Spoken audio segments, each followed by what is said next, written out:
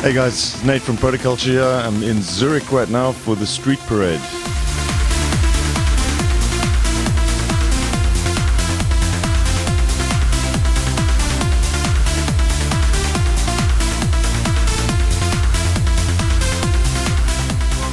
So Nate, how you doing today? Good man, yeah, good. A little bit under the weather. Had a gig in Ministry of Sound last night and managed to come down with flu, but I'm sorting myself out. You told me you didn't have all that much sleep last night. Like, how do you recharge right now? You know, you kind of you learn how to run on fumes when you're in this business. Like, it's not uncommon to have gigs like this where you're just back to back. You know, and I pretty much came straight from the club to the airport.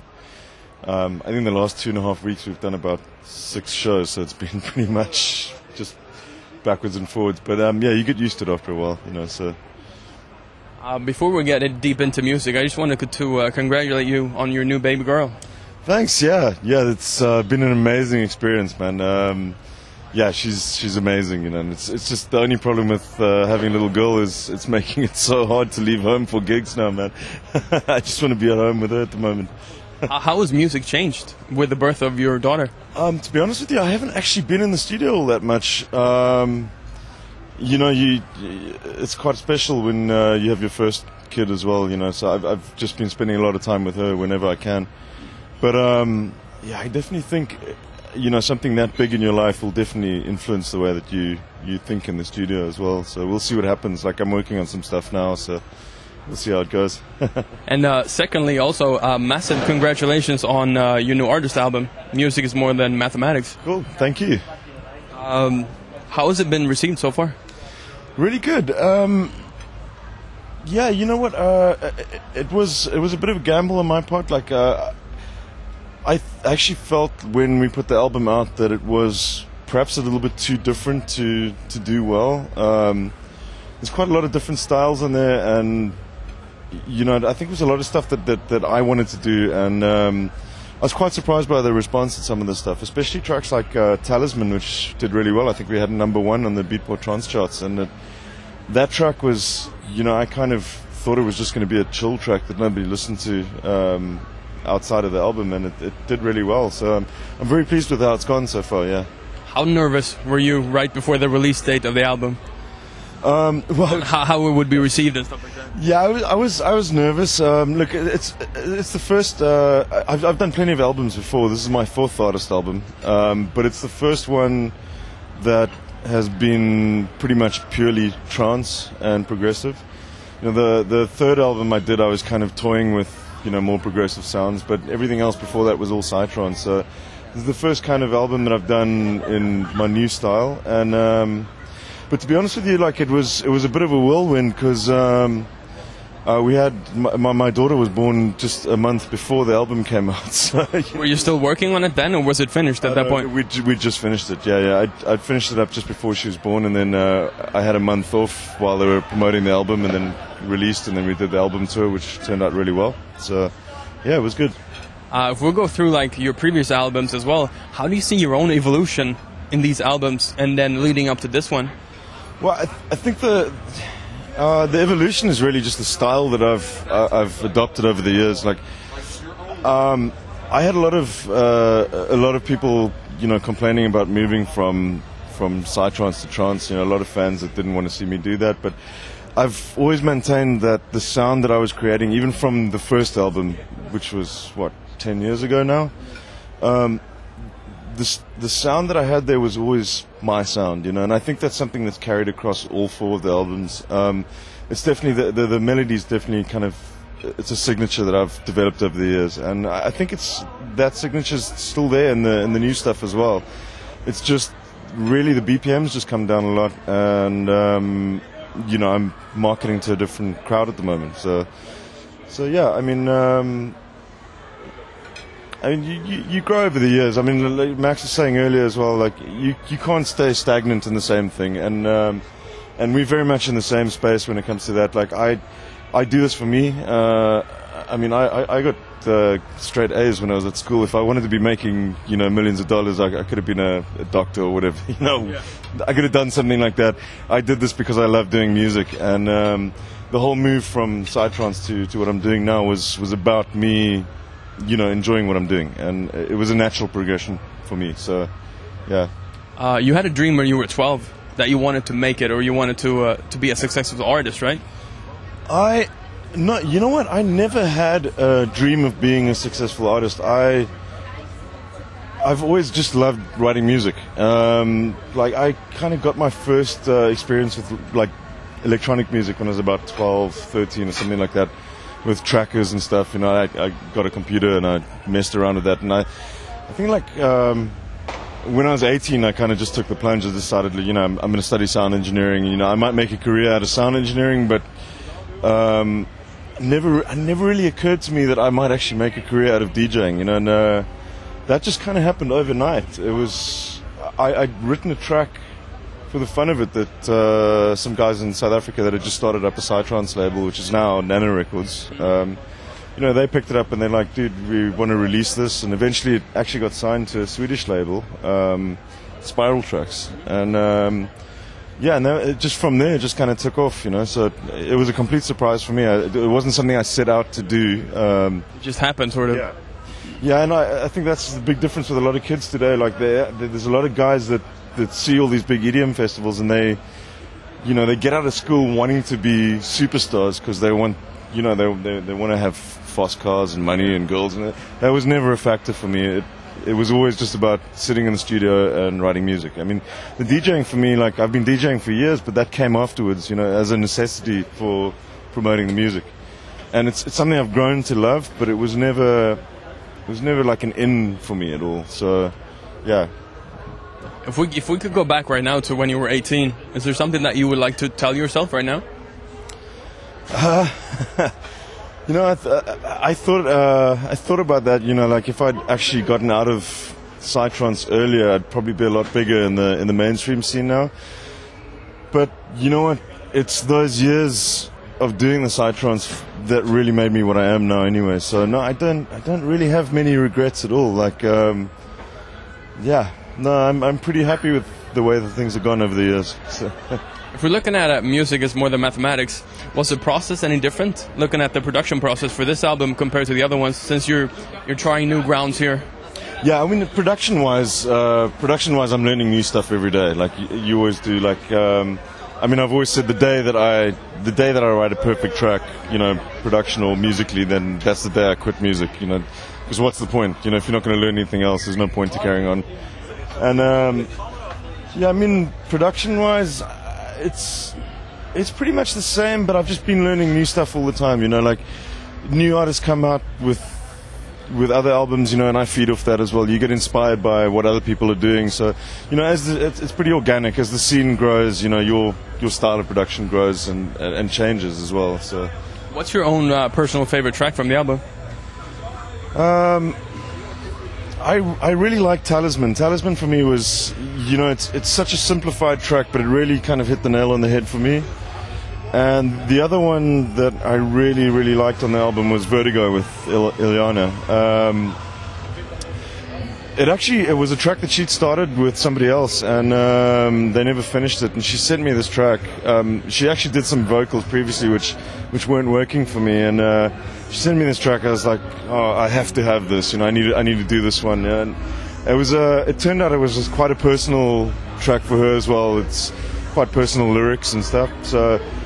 And it's just one of those that fell into place. It took me a day to write the track, and everything just went right with it. And I think it's quite a special one for me that on the album. And incidentally, those are two of the tracks that are not. I didn't think that they were going to do well at all. I thought they were just going to be fillers. Because you kind of. As a DJ, you kind of want to write stuff that you can play on the dance floor, and those two tracks were not really written for dance floors at all, and those are the ones that I enjoy the most. So, yeah. I keep going back to Super Collider. Oh, yeah? What can you tell me about that track? It's my wife's favorite track as well. She loves Super Collider. Super Collider. Another one. I was just trying to do something different again. It was weird. That was actually one that I started as a demo about 2 years ago, and I just found it when we were writing the album. I was going through old stuff. Found that one. I was like, I got to finish this, And I'm quite a big fan of sort of like haunting progressive stuff like that. Again, not the biggest dance floor track, but that one for me was a really good one on the album as well. How do you recharge after an album release, or how musically empty or inspirationally empty are you after an album? I'm not really inspirationally empty after an album. I think the album was a good excuse for taking a break. It's kind of like you hit a milestone and you think, okay, like, you know, I deserve some time off, and you know, with the baby coming in as well, you know, it was perfect timing for me to take some time off. But I'm always, my head's always in the studio. Like I'm always listening to stuff, thinking of new ideas, messing around. You know, I quite often spend months in the studio just, you know, making small loops and stuff like that that never actually go anywhere. And I've been doing that since the album release as well. So there's always, I mean, the engine's always turning, you know. Yeah. Artistically, you're free to create whatever you want to, and you also have the power to do it. But looking at like the pressure itself within the scene to succeed, what's the pressure like? Yeah, you know, fortunately for guys like Max and myself, we've been around for quite a while, and once you've established yourself, it's a little bit easier to kind of take liberties and do stuff that you might not normally do. But yeah, I think it's the pressure's always there. I mean, you always, especially nowadays, you're competing against, you know, 1,000 18-year-olds with a laptop and Fruity Loops that are all, you know, writing good music. I mean, like technically very good music, but and it's something that I dislike about the scene at the moment. There's that sort of sense of exploring music has kind of disappeared at the moment, just because, you know, there's always somebody one-upping you with that big 5-minute, you know, pop hit, you know, and it's a lot more difficult to do stuff that's kind of under the radar at the moment, because you do need to pay the bills at the end of the day. I mean, as much as you want to think that this business is about the love of music, there's always that side of, you know, paying the bills at the end of the month, you know, and so yeah, it does factor into it, and there is pressure on that as well. But you see, that's why I really enjoyed doing the album as well, because you kind of have you have space on the album to do stuff with which is not necessarily designed for the dance floor. I mean, there were tracks on the album which I love as well, you know, like Burning Bridges, the Northern Lights with Jennifer Renee as well.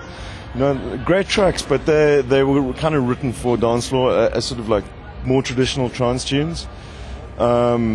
But I do like having the ability and the space to kind of do something that's a little bit out of the ordinary as well, you know. So, but yeah, I mean, as a DJ, you've always got that pressure of trying to make a dance floor dance. And I'd love it if we actually could go back, you know, rewind 10 years back where it wasn't so much about that. Like, you could get away with doing, you know, more experimental stuff. So, speaking of dancing, we're here in Zurich, and you're about to play the legendary Street Parade with Max Graham. Yeah. What has he meant to you, like music-wise and friend-wise too? Well, I mean, Max was really my doorway into the whole trance scene. I mean, I'd kind of been toying around with getting out of the whole Psy scene for quite a while. You know, I wasn't happy with what I was doing.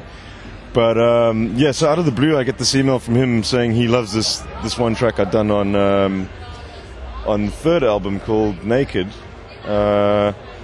And he actually sent it to Marcus Schulz, and Marcus ended up playing it on Global DJ Broadcast. Then I think after that, Armin picked it up, and yeah, I was kind of just like, whoa, okay. You know, suddenly I've got a track being played on two of the biggest radio shows around, and yeah, that's largely thanks to Max picking that up. And I think the first track we worked on together was a remake of Dusky, Does She Know Yet? And yeah, we just had a really good time doing that. And we ended up working together on a couple of tracks for, I think, like about a year and a half, I think. And this was purely over Skype. Like the only time I'd ever heard Max was on his radio show, and I mean, we were literally on Skype chat the whole time. And then yeah, and then like you said, you know, we finally get booked for this back-to-back set at State of Trance in Ibiza. First time we met, like we actually, I mean, we arrived at the venue at about 20 to 12, and because we met, had 20 minutes to get to know each other, and then played a back-to-back set at an Australian State of Trance show, which is pretty funny. But yeah, it's the rest is history, as they say, you know. So, how do you look at the future for Protoculture right now? I don't know, like we'll see how. I'm still kind of riding the wave of the album, but I definitely see myself heading a bit more in a progressive route at the moment. You know, like you know, I like that the trance is kind of growing at the moment, but the whole 138 movement and stuff for me it's just not my thing, you know. And I kind of got out of the side trance for that high energy stuff. Like, it has its place, but I just you know, I miss the sexy in music, you know. And there's not enough people writing sexy music anymore. And I'm a massive fan of Eric Pryde's at the moment. Like, I just think that silky kind of progressive sound that you get completely lost in, it just kind of doesn't exist anymore, you know. And I really want to start. I mean, Max is going a lot more to the techno side of things, and you know, he's a lot more about groove and rhythm than I am. You know, I need the melodies and stuff, and I find this sort of like the old Sasha stuff. A lot of that's missing from dance music scene in general at the moment. So I think that's definitely, you know, I've been chatting with the guys at Armada, and I think after Talisman as well, it's something that I feel is like one of my strengths at the moment. So we're going to be pushing that a lot more, just to kind of fill that gap, you know. Like, yeah, I think it'd be interesting. Like, I've got a lot of cool ideas that we want to do soon, and then a remix album coming up at the end of the year as well. And then I've got another project that I'm working on with Armada for probably early next year, but we're not going to say anything about that now. So yeah. Cool. Hey guys, Nate from Protoculture here. Thank you so much for watching. I'll see you at the Zürich Street Parade.